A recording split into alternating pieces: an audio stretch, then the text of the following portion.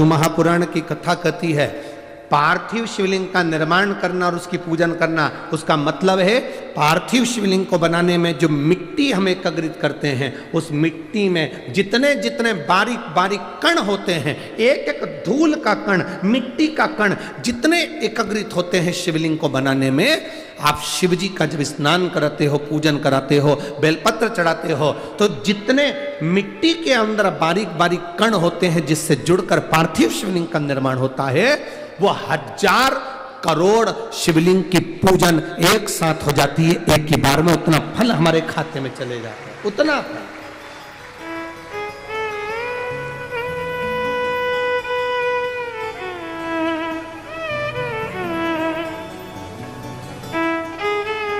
शंभो शरणे मांगू घड़ी रे, दुख काटो दया करी दर्शन आपो। शंभो शरणे पड़ी मांगू घड़ी रे घड़ी, दुख काटो दया करी ने दर्शन आपो। एक पार्थिव शिवलिंग का निर्माण करना मतलब लाखों शंकर भगवान के स्वरूप की पूजन करना, एक पार्थिव शिवलिंग का निर्माण करना।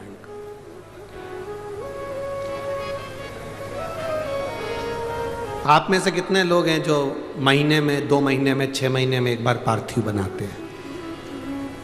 उठाओ जरा हाथ। एक आध बार पार्थिव बनाते हो? रखो। कुछ मत करो। आज अमरावती की इस पवित्र धारा से एक संकल्प ले लो कि महीने में, जो हर महीने शिवरात्रि आती है, मैं महीने की हर महीने जो शिवरात्रि आती है, उस शिवरात्रि पर अपने गमले में, घर में जो मिट्टी हो, गमले में मिट्टी हो, पेड़ पौधे की जो मिट्टी हो, अपने गमले की ही मिट्टी को वहीं पर ऊपर उठाकर उसी गमले के अंदर शिवलिंग बनाकर वहीं पर पूजन कर कर वहीं पर उसका विसर्जन कर दूंगी। उसका भी जो पुण्य है उतना ही मिलेगा जितना पार्थिव शिवलिंग के पूजन का। कोई नियम बना लो कि 1 महीने में एक बार मुझे पार्थिव बनाना। कोई नियम बना लो मैं 3 महीने में एक बार पार्थिव बनाऊंगी। कोई नियम बनाओ कि मैं 6 महीने में एक बार पार्थिव बनाऊंगी। कोई नियम बना लो कि मैं साल भर में एक बार, जो सावन के महीने में शिवरात्रि आती है, जैसा आप लोग सब ऑनलाइन बनाते ही हो, पार्थिव का निर्माण करो। एक संकल्प अपने भीतर।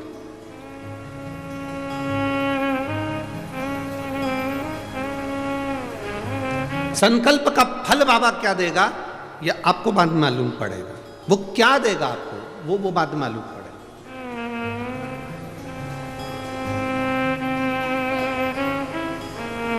और तेरी कृपा बिना न हिले एक भी अणु, लेते हैं श्वास तेरी कृपा से तनो तनो।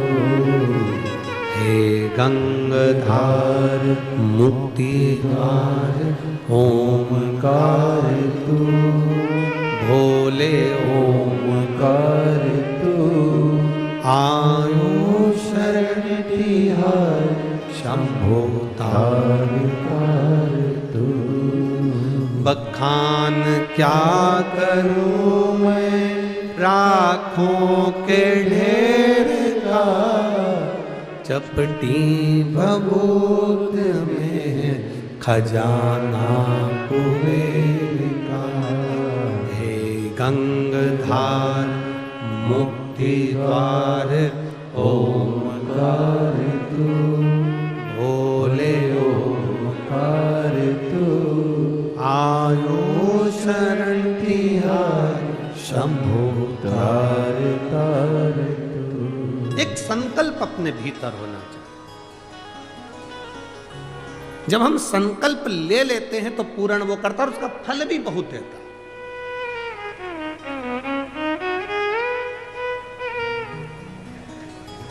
अगर ये संकल्प नहीं ले सकते तो दूसरा संकल्प लो। महीने में एक बार बेलपत्री के वृक्ष के नीचे जाऊंगी और बेलपत्री के वृक्ष के नीचे जल चढ़ाकर आऊंगी, जिससे बेलपत्र के वृक्ष की छांव मेरे मस्तक पर पड़े। कहते हैं एक बेलपत्र के वृक्ष में 33 कोटि देवी देवताओं का निवास होता है। जब एक बेलपत्र के वृक्ष के नीचे हम जाते हैं तो ये समझ लें कि 33 कोटि देवी देवताओं की छत्र छाया में हम पहुंच गए। 33 कोटि देवी देवताओं की छत्र छाया में हम पहुंचे। ये भाव अपने भीतर प्रकट करो।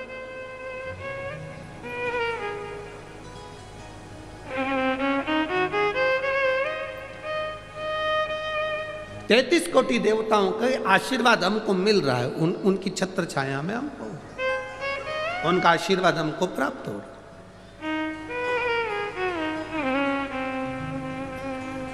एक संकल्प अपने भीतर होना चाहिए। इंदुमती का संकल्प था शिवलिंग का निर्माण करना, पूजन करना, और उस शिवलिंग को जब तक वो विसर्जन नहीं कर देती तब तक वो बोलती नहीं, खाती नहीं, पीती नहीं। और कोई बीच में आकर अगर मान लो किसी सेना ने आक्रमण भी कर लिया तो उसको शस्त्र से लड़ने की जरूरत नहीं पड़ती थी। राजा भीष्मक, विदर्भराज भीष्मक शस्त्र लेकर आगे नहीं बढ़ता था। केवल इंदुमती का जो शिवलिंग का विसर्जन करने जाती थी इंदुमती, उसके नेत्र की ज्वाला इतनी प्रबल होती थी कि सामने जो सेना आती थी वो जलकर राख हो जाती थी। इसलिए कोई आक्रमण नहीं कर पाता था। इंदुमती का इतना इंदुमती के संकल्प का फल था। इतना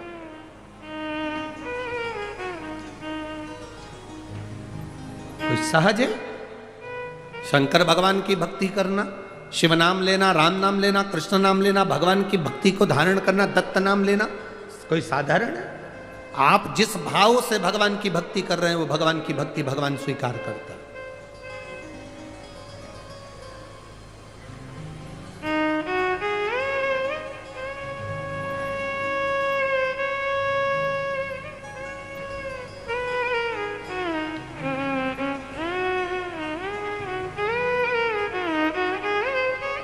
केवल मृत्यु लोक में बैठकर भगवान का नाम लेना और उस तक पहुंचना। आजकल के नवयुवक लड़के बहुत सारे प्रश्न करते हैं।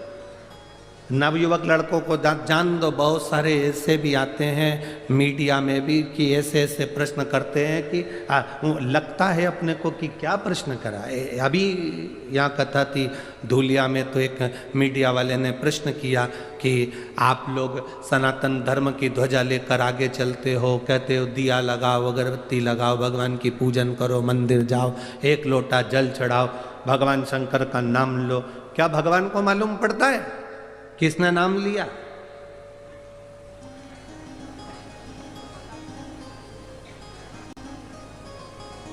क्या उसको प्राप्त होता है? हमने धूलिया की कथा में एक बात कही थी कि आपके यहां केले का पेड़ लगा है, ठीक है? अरे बोलो तो जम के, ठीक है? केले के पेड़ को पानी देना है, इसमें केला लगाना है, तो एक एक पत्ती को पकड़कर पानी दोगे क्या? पानी कहां दोगे? नीचे जड़ में। तुमने जड़ में पानी दिया, केले की पत्ती में आखिरी सिरे तक वो पानी पहुंच गया और पत्ती गीली हो गई। एक एक फल में वो पानी पहुंच गया, उसके तने में पानी पहुंच गया, केले की एक एक पत्ती में पानी पहुंच गया, उसकी जड़ में पानी दिया और वो ऊपर तक पहुंच जाता है। उसी तरह जब हम नीचे देव अधिदेव महादेव को इस मृत्यु लोक में जब जल चढ़ाते हैं तो वो 33 कोटि देवताओं तक पहुंच जाता है। एक एक पत्ती को हम पानी नहीं देंगे। जो कहते हैं राम अलग हैं, कृष्ण अलग हैं, शिव अलग हैं, दत्त अलग हैं, देवी अलग है, देवता अलग हैं, उनमें भेद हो सकता है, पर शिव महापुराण की कथा कभी भेद करना नहीं सिखाती। शिव महापुराण की कथा कहती है शंकर भगवान के शिवलिंग पर जो जल चढ़ाते हो वो जल एक केवल देवाधिदेव महादेव को नहीं मिलता, वो जल सारे 33 कोटि देवी देवताओं को प्राप्त होता है।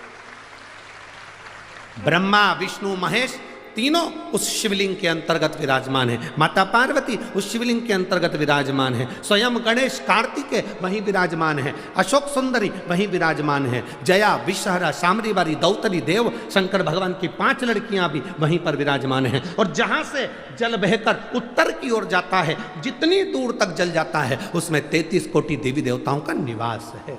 हमने जल केवल महादेव को दिया पर पहुंचा सबको।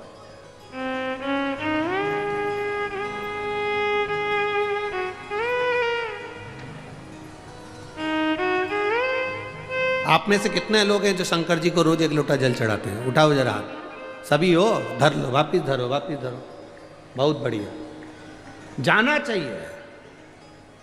तेरे मंदिर में आना मेरा काम है और मेरी बिगड़ी बनाना तेरा काम है। ये उसके ऊपर निर्भर करता है। हमारा फर्ज है हम उसके दरवाजे तक जाएं। हमारा फर्ज है कि हम उसकी चौखट तक जाएं। एक माँ ने लिखा, अपने लड़के का फोटो भी लगाया है।